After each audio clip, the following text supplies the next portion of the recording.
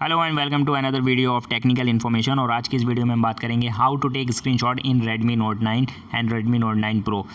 इन दोनों ही फ़ोन्स में स्क्रीनशॉट लेने के दो अलग अलग तरीके हैं, जिसमें पहला तरीका है कि आपको राइट साइड में जो पावर बटन दिया है और उसके ऊपर जो वॉल्यूम अप एंड डाउन की है, उसमें डाउन वाली की को और पावर बटन को साथ में प्रेस करना है कुछ इस तरह से, जिससे आपको स्क्रीनशॉट मिल जाएगा।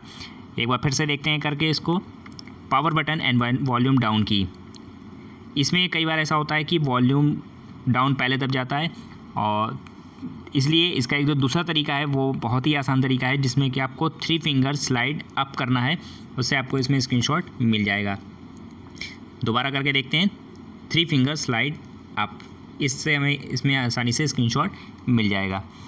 अब बात करते हैं दो एप्लीकेशंस को एक साथ यूज़ करने की।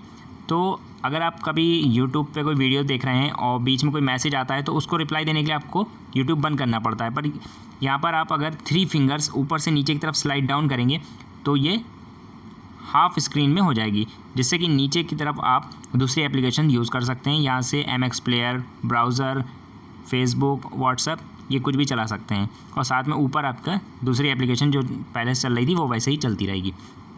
सो ये हैं दो तरीके, 3 फिंगर्स स्लाइड अप स्क्रीनशॉट लेने के लिए और 3 फिंगर स्लाइड डाउन, दो एप्लीकेशन एक साथ यूज़ करने के लिए। उम्मीद करता हूँ कि इस वीडियो से आपको हेल्प मिली होगी। अगर वीडियो से हेल्प मिली है तो वीडियो को लाइक करें, चैनल पर पहली बार आए हैं तो चैनल को भी सब्सक्राइब करें। Thanks for watching.